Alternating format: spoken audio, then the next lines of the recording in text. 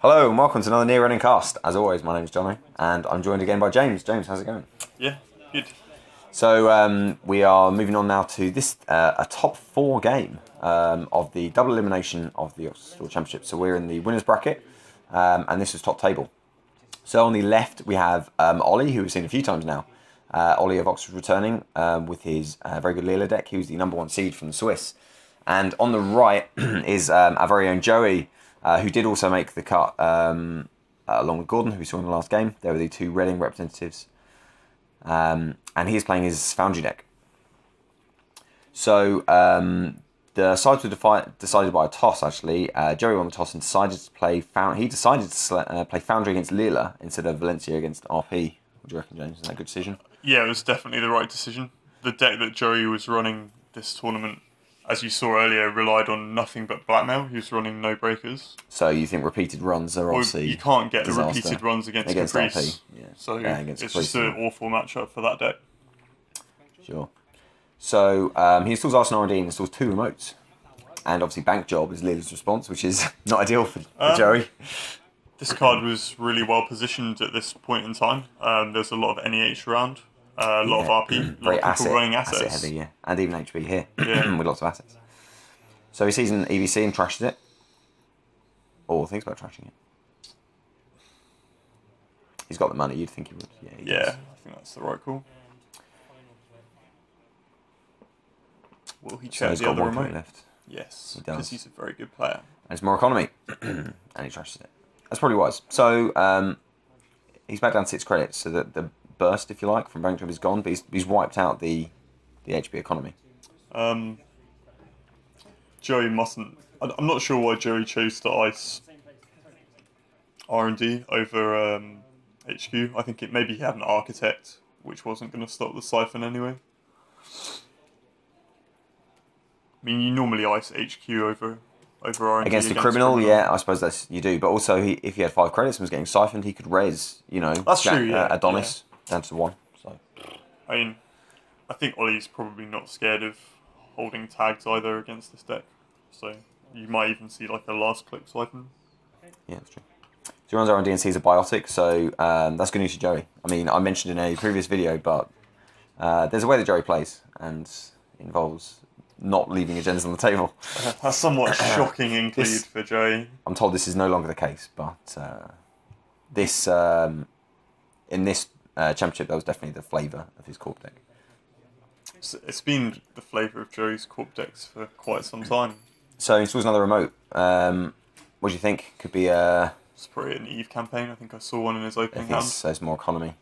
Yeah, and just tax if Ollie wants to take it. Ollie's economy is alright now. He's got KT. He'll probably trash the He's got KT. He can use KT. Yeah, security testing as well. So yeah, Joey's running quite a lot of ice in his Foundry deck, so he can afford to ice the remotes. yeah, that's true. It has a lot of assets, but he doesn't need to leave them all online. He can have an economy remote and a scoring remote, for instance, and keep them fairly well covered. I saw some of his games with this deck, and he went really wide. He would have like 3 or 4 remotes sometimes. Yeah, that's true. Yeah. So Bartik's out and Accelerate Beast Test. Do you fire it? Yes, you're the Foundry. Yeah, that's what I said to Pete. He didn't believe me. Yes. So it looks like he is firing it. So discussing whether the bounce happens first or the firing of ABC. That's right. So the ABT goes first. Because it's the corpse Because turn. it's the corpse turn and when he scores. Exactly right. So a bit of a think. So he's obviously got some ice. So he installs. Installs declining the Foundry's ability. You've got 3 ice. So that's a pretty good set of ice. This is really nice for Joey because it's almost worth more than the 2 points. He's also holding this security testing at bay. So Ollie can security test this asset, but if it is the Eve campaign, he'll probably want to trash it, which leaves no open it's true. servers to security test. So Ollie bounces on R&D. Strength 4 Ember on Sentry, which is what Mother Goddess is right now, is no joke. That's true. I might have put it over HQ rather than the Architect, but... Well, Mother Goddess gets worse as the game goes on, so leaving on Architect... on Archives is good, because by the end of the game, Forces very, a very breaker. porous, and it just means you've got to pay something for Sure. security testing or I dirty laundry guess or right whatever. now it depends what the other ice on HQ is, because you might That's true. want to end the run to force a breaker for a siphon. Well, he knew he was getting bounced. He knew he was going to have presumably some ice bounced, so he could have double iced using, say, Architect into Mother Goddess, one of the centrals. So you can see Joey's, as is the Foundry's ability, is icing up very quickly. And he'll have a lot of ice in hand. Well, I guess he won't, actually, because he hasn't used the Foundry ability yet. But he can get ice into hand fairly quickly.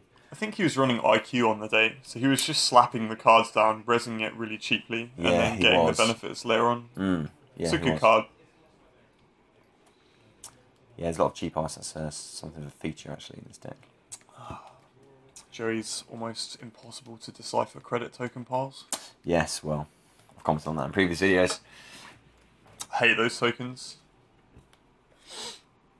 But they do make a nice clinking noise as he plays with them. Yeah, very intimidating.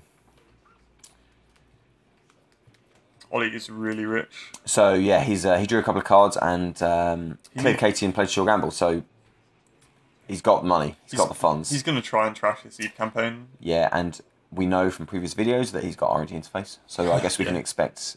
Now, Joey may not know that. He has not re-iced R&D. I think Joey knows in his heart that these blue players are all playing with RDI. And, you know, a Mimic this is nullifies the Architect. This is what he needs right now. He needs a special order or the Mimic. Yeah. I don't know what Ollie was running for draw. He might not have been running any, which is kind of a bit ballsy. So, Architect, is it worth... This might sound like a dumb question. Is it worth installing it and rezzing it? Because isn't a lot of the value of it the face check? I feel like no one runs Architect a second time. If you know you're not going to break it, you don't run it. It's basically then the run, right? So you could run it early. I mean, you don't really ever want to see it fire, but you can run early click and then check what gets put out. But it's not great. It might sound dumb. Is there an argument if you're... No, there's not really. With an ABT, I mean, is there an argument you just do the Mother Goddess Joey and leave the ice in Joey RD? had no money anyway, so he wanted the res ice. Yeah, I suppose that's true. And as I say, it basically isn't in the run, so... Yeah, right now. He hasn't run the Centrals since, exactly. So he's done that work. Next ice starting to crop up. Yeah, so bronze on the table and one ends HQ, thanks to the Foundry.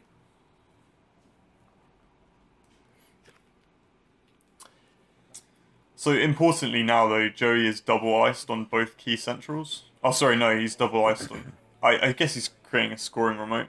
Yeah, I guess that's so. So that was because it was an inside job run.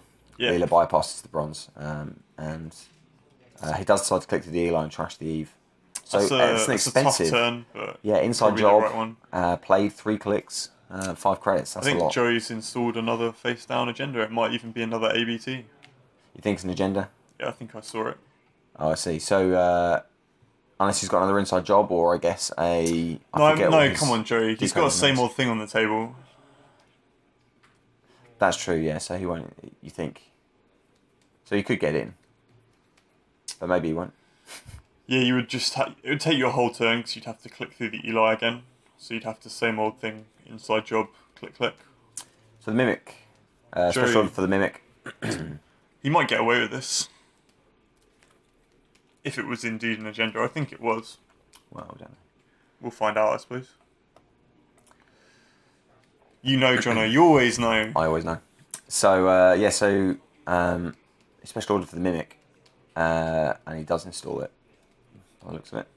He might start security testing R&D here. So, yeah, security test R&D and then run again.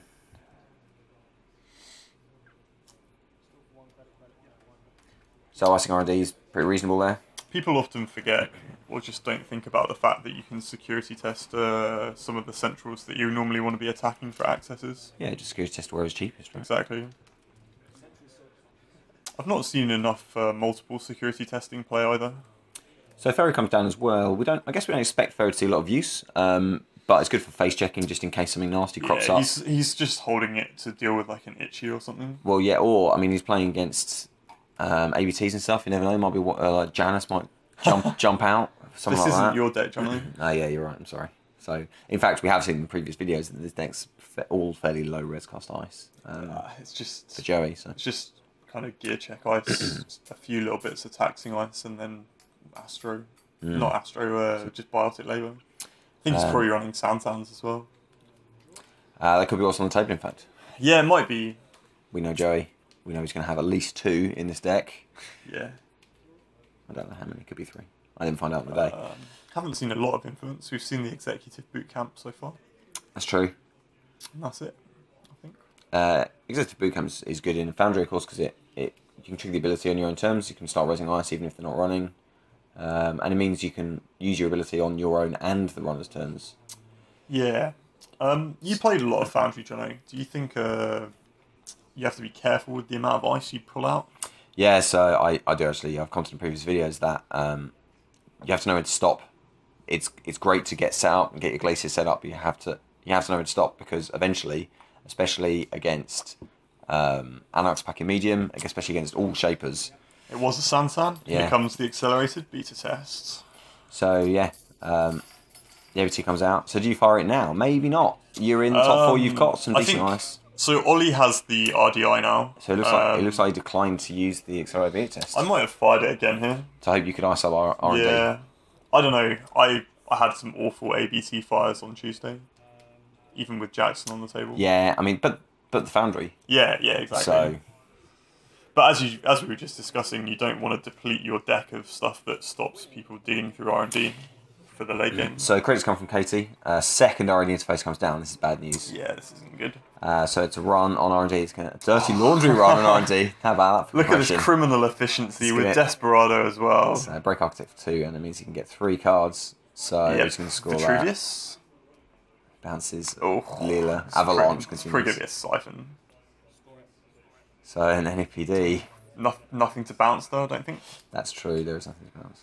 Probably makes Ollie a little sad. Gila hand. So that's a worst case. Also, is probably good news that he did not accelerate beer test, because he would have trashed 3 genders. Yeah. What do I know, Johno? Yeah. I know nothing. Obviously, with hindsight. Yeah. We can sit here and. He didn't do any better though. So yeah. So running again. Why not? So he gets 3 new cards. Just on a rampage here. So he sees Santan leaves it with 5 credits. There's one on the table though. I guess you want to save it for that. He's. I suppose he hasn't locked him because he's just stolen all the agendas. That's right. There's only 2 cards now on R&D. Oh no, he ran R&D again. He did run a second time. That's right. And that's how he got the second Gila hands. Take him up to 6 points. Joey's probably feeling pretty upset right now. Yeah. Yeah, he would. I mean, he got up to 4. He was not cruising exactly, but he was well on his way. He's got Res Sansan. He's just waiting for the agendas. But when they were there, it wasn't him that drew them, So nice on R&D and 2 credits, so for a net of 1, of course. I found that punishing Joey in games often revolves around R&D. So he's only got 1 credit. Well, the odds he can actually res this ice, and it's significant. Pretty slim, right? It might be an IQ, but he's got a lot of cards in hand. Yeah, I don't think he's going to res it. I don't think he can. It could be a Quandary. It might be Quandary. That'd be best case. So he's not a Quandary, it turns out. It's not a Quandary. So Ollie's going to get 3 cards. He only needs 1 point. Yeah. So Sansan we know about. Kronos Projects. So that's it. Yeah. So first card he hadn't seen. So how do you feel as Joey there? I mean, his R&D absolutely betrayed him. It's just a rough game, isn't it, really? Yeah. That's it. Not much you could do. Could he have defended R&D more? Could he have... Was he rushing a little bit? Maybe to get to start trying to get the agendas out. So he put himself on quite low credits, as you pointed out, and then was struggling to res ice. I mean, you can't adjust for the fact that Ollie might steal 5 points from R&D, then a 6th point on a second run. Yeah, that's it. You can't play around that's that. it. Yeah, exactly right. I mean, he didn't at the time. There was only 1 R&D interface on the table, so. Good players hide them in hand, Johno. Get more explosive R&D. Wait until they're going to run. Yeah, sure. So Ollie has kept up the Oxford tradition of mowing down all stomping Reading. All Reading players in his wake.